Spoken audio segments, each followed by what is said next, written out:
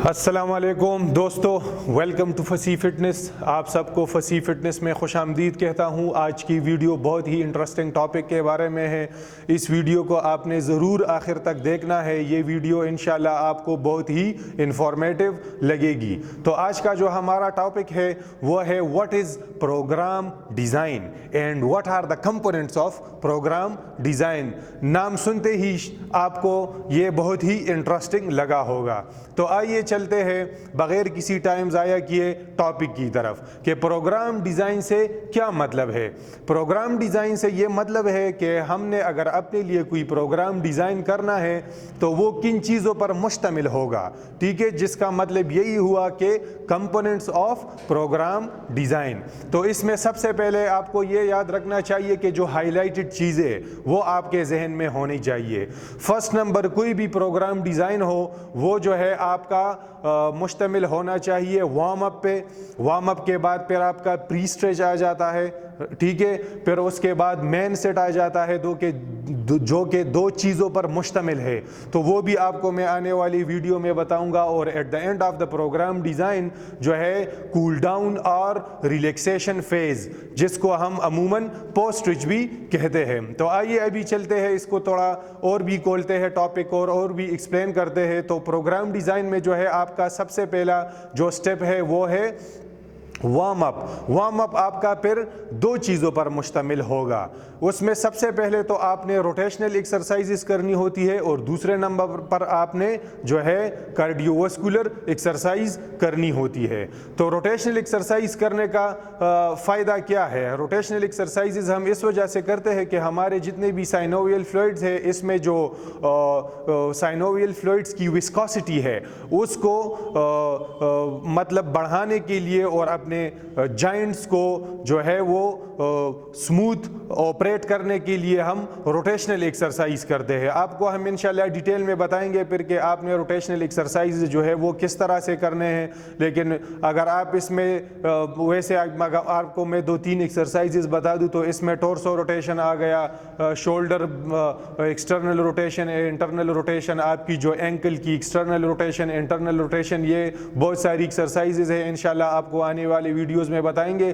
اس کے بعد آپ نے جو ہے روٹیشنل کے بعد آپ نے کارڈیو واسکولر ایکسرسائزز کرنی ہے۔ آپ نے کیوں کارڈیو واسکولر ایکسرسائز کرنی ہوتی ہے؟ کیونکہ آپ نے ایکچوئل میں اپنے ہارٹ ریٹ کو، اپنے پرسپائریشن ریٹ کو، ریسپائریشن ریٹ کو اور blood flow towards the muscles, اس کو آپ نے بڑھانا ہوتا ہے۔ تو آپ نے کوئی لو ٹو ماڈریٹ انٹینسٹی اپنی کوئی کارڈیو واسکولر ایکٹیویٹی کرنی ہوتی ہے اور آپ نے اپنے میکسیمم ہارٹ ریٹ کے 40 to 60% اس کا جانا ہوتا ہے، ٹھیک ہے۔ تو پھر اس کے بعد پھر آپ نے کیا کرنا ہے؟ پہلا سٹیپ وارم اپ ہو گیا، پھر اس کے بعد آپ نے پری اسٹریچ کی طرف آنا ہے۔ اس میں آپ نے کنفیوز نہیں ہونا ہے۔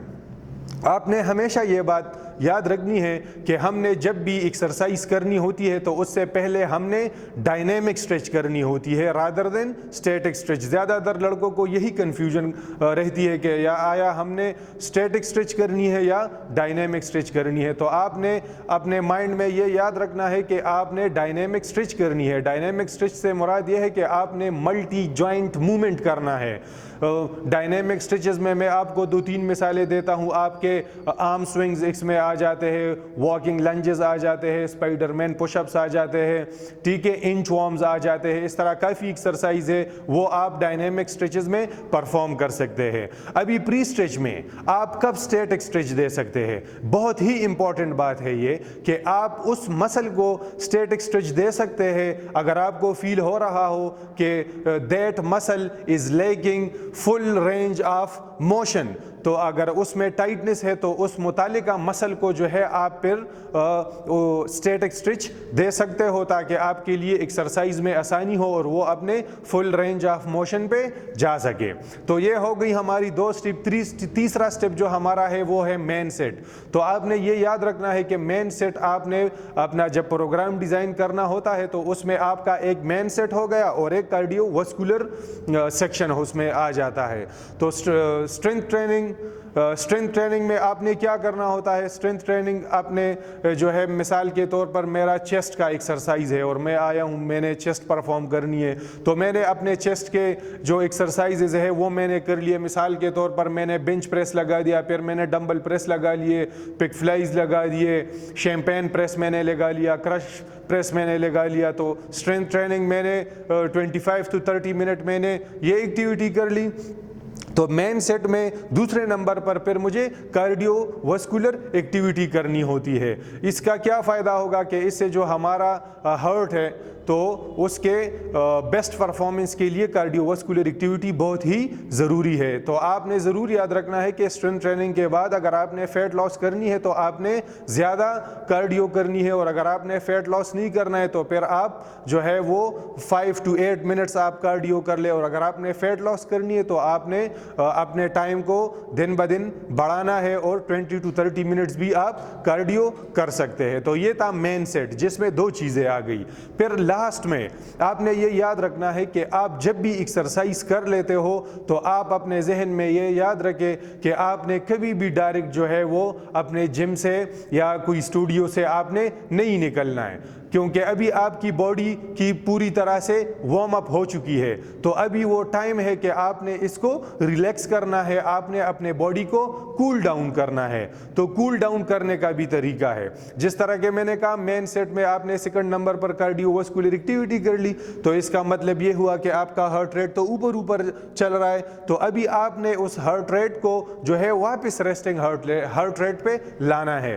تو اس کا بیسٹ طریقہ یہ ہے, اگر آپ کے جم میں یا اسٹوڈیو میں یا گھر میں آپ کے پاس کوئی ٹریڈ مل ہے یا آپ کے پاس کوئی اسٹیشنری سائیکل ہے, تو آپ کوئی low intensity cardio vascular activity کر لیں اور آہستہ آہستہ آپ اپنے ہارٹ ریٹ کو جو ہے وہ ڈراپ کرنا شروع کر دیں. تو اس کے بعد آپ کے پاس بہت ہی سنہری موقع ہے, کیونکہ آپ کی ساری باڈی کی تو آلریڈی وارم اپ ہو چکی ہے, تو ابھی آپ اس کو اسٹیٹک اسٹریچ دے سکتے ہیں. دیٹس دا ریزن کہ میں نے آپ کو پری اسٹریچ میں اسٹیٹک اسٹریچ سے منع کیا تھا, کیونکہ یہ آپ نے آخر میں کرنا ہے. تو آپ نے جو مسلز لگائے ہیں تو آپ ان مسلز کی جو ہے وہ اسٹیٹک اسٹریچ کر سکتے ہیں. اس میں آپ نے یہ یاد رکھنا ہے کہ ریسرچ سے ثابت ہوا ہے اگر میں نے ایک اسٹیٹک اسٹریچ کرنی ہے تو اس میں نے 30 سیکنڈ سے زیادہ ہولڈ نہیں کرنا ہے, کیونکہ اس کے بعد اس کا کوئی ایڈوانٹیج جو ہے وہ سامنے نہیں آیا ہے. تو لہٰذا اس کی کوئی ضرورت نہیں ہے کہ مثال کے طور پر میں اپنے شولڈر کو اور ٹرائسپ کو اسٹریچ دے رہا ہوں اور میں 1 منٹ کے لیے ہولڈ کر دوں. 15 to 30 سیکنڈز آر کوائٹ انف کہ آپ اس کو اسٹریچ دیں. تو امید رکھتا ہوں گائز کہ یہ ویڈیو آپ کو پسند آئی ہوگی. اگر آپ کو پسند آئی ہے تو اپنے دوستوں کے ساتھ شیئر کرنا, ویڈیو کو لائک کرنا نہ بھولیے گا, اور آپ نے کمنٹ میں ضرور اپنا فیڈ بیک دینا ہے. اور آپ کے ذہن میں کسی بھی قسم کا فٹنس ریلیٹڈ کویسچن ہو تو آپ نے ضرور کمنٹس میں وہ کرنا ہے. انشاءاللہ فصیح فٹنس کے پلیٹ فارم سے آپ کو ضرور گائیڈ کیا جائے گا. Thank you.